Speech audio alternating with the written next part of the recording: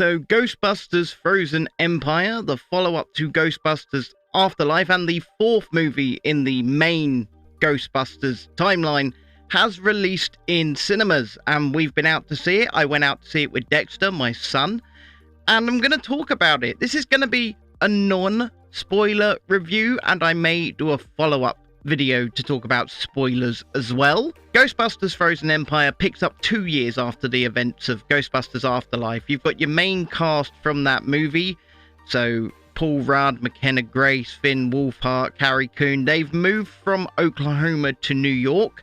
They are now Ghostbusters living in the Ghostbusters firehouse. They have to work together with the old Ghostbusters to save the world from a new threat, the ghost Garocka. That's about all I can say about the main story without giving away any real plot details and spoiling much. But let's get into a few things. First of all, did I like this movie? Kind of. It made me feel really good at times when they were ghostbusting, when they were doing Ghostbusters stuff. It made me feel good. It felt like a return to form. However, at nearly 2 hours long in the runtime, there was barely any ghostbusting action to be found in the film. And not only that, it sort of felt extremely overstuffed with characters. And when we did our video looking at the Rotten Tomatoes scores, I said that this was something I had heard, that it was overstuffed with characters. And it is. But it's not just overstuffed with characters, it's overstuffed with the idea of needing to give all of those characters their own arc. So, for example, McKenna Grace, who plays Phoebe, her arc is that she's a kid, she's a teenager. She's, kind of slight spoiler, kicked off the Ghostbusters team for being a kid, for being a teenager, and has to try and navigate the world as a kid and not a Ghostbuster. Finn Wolfhard shouldn't even be in this movie. He shouldn't even be in this movie. He's not really given anything to do. It's like they gave him this tiny arc of take me seriously as an adult. Paul Rudd's character, Mr. Gruberson, he's struggling with the idea of being a step-parent and what boundaries he is and isn't allowed to cross. Then we've got Dan Aykroyd, who, believe me, is the heart of this movie in my opinion, struggling with the idea of getting old and wanting to spend his golden years being a Ghostbuster. Peter Venkman's in this movie, kind of. He's got like 2 or 3 scenes. As I said in the other video, he's a glorified cameo. But when he is on screen, he shines. He absolutely shines. Ernie Hudson's in this movie. Then we've got people like James Acaster, the very unfunny alleged comedian. He's in this movie. The other kids from Oklahoma are here. So we've got Podcast and we've got Lucky. There's no real reason for them to be in New York, except for, I'm assuming, the actors were under contract to appear. So they sort of shoehorn in reasons. They do it better with the Podcast character because they pair him up with Dan Aykroyd, with Ray. And that was kind of teased in Afterlife that might be the case. But there's no reason for Lucky to be here. She's just sort of interning with the Ghostbusters at their new lab. It's really weird. Patton Oswalt's here as well. Patton Oswalt, but thankfully for those who don't like Patton Oswalt, he is only on screen for a grand total of about 3 minutes, if that. And then Kumail Nanjiani is given a very big and very risky character arc in this movie, because this movie did take some risks with the lore and it expanded on the lore, and unfortunately it felt like it spent more time doing that, expanding on the lore of the universe and trying to sort of retcon and shoehorn some stuff as well, than it did actually being a Ghostbusters movie. And these movies are predominantly meant to be comedies. They're meant to be comedies first. I mean, the original Ghostbusters is essentially about 4 conmen starting a ghostbusting business. That's essentially what it is. And it's a comedy first and I guess a mild horror second. There's a lot of member berries in this movie, just like there was with Afterlife. But the library ghost is back, for example, and It's the exact same library ghost from the original Ghostbusters who does the same as well. It's a proper member berry. Walter Peck is here. He's no longer the head of the EPA, he's now the mayor. And obviously he still has it in for the Ghostbusters, despite the fact that he knows what he did before caused the massive disaster.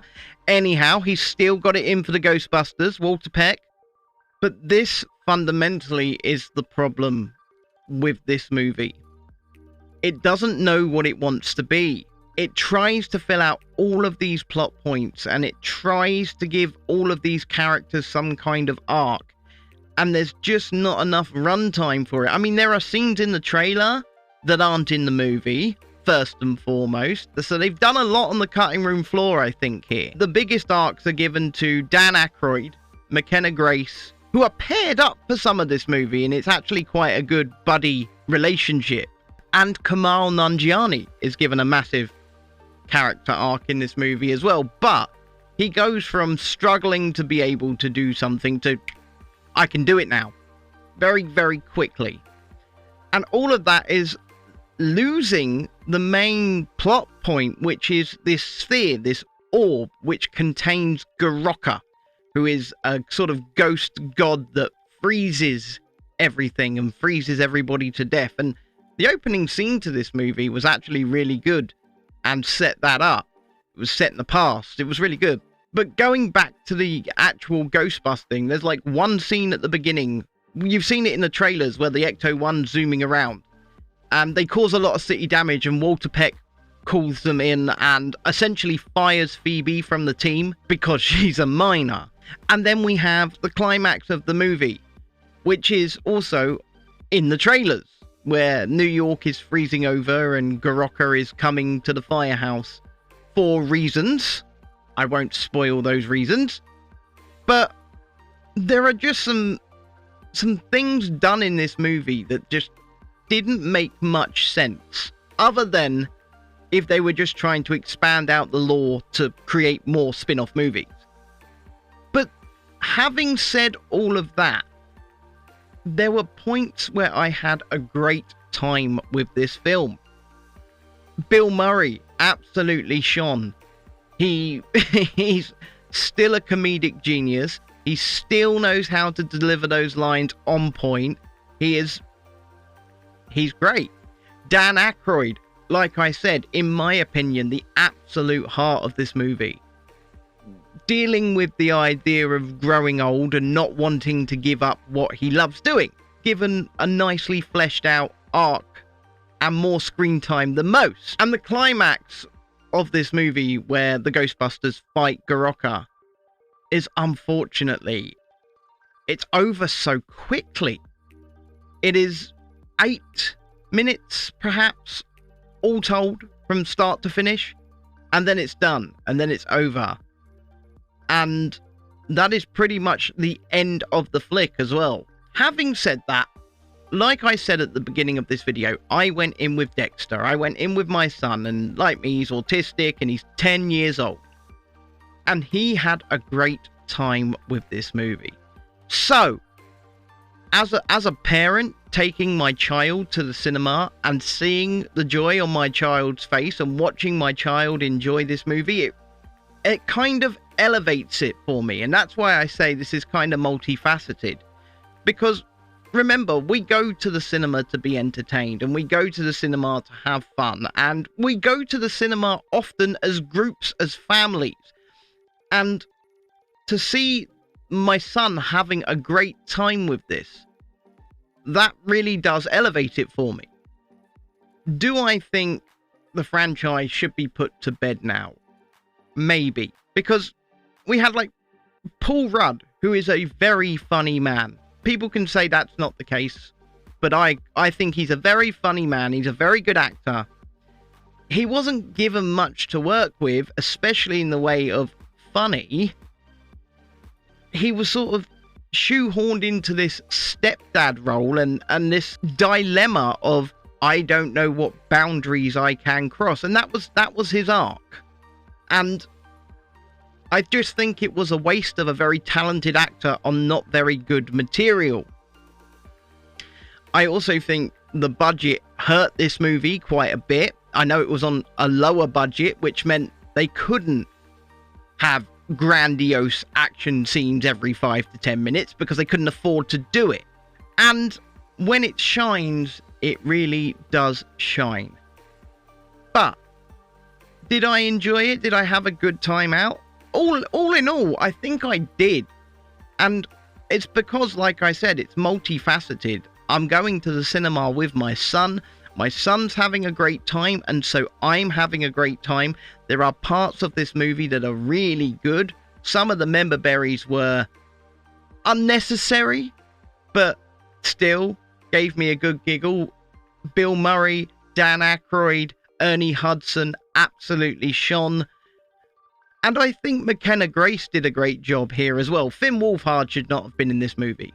He was in this movie for contractual reasons, and so they just gave him a little something to do. Mild spoiler. His arc is, take me seriously as an adult, I'm going to chase Slimer.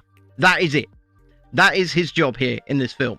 Anyway, Ghostbusters Frozen Empire. I mean, if I were to give it a score out of 10, I'd give it maybe a 6 out of 10. I had a good time as a movie-going experience because of many factors.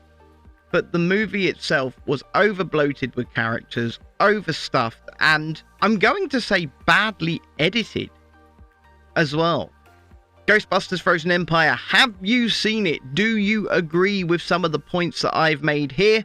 And would you like to see a more spoily review where I go into some of the more interesting plot details of this movie and some of the risks that were very much taken with the lore here? Let me know in the comments below. Thank you for watching this one. We'll speak to you again in the next one. Bye for now.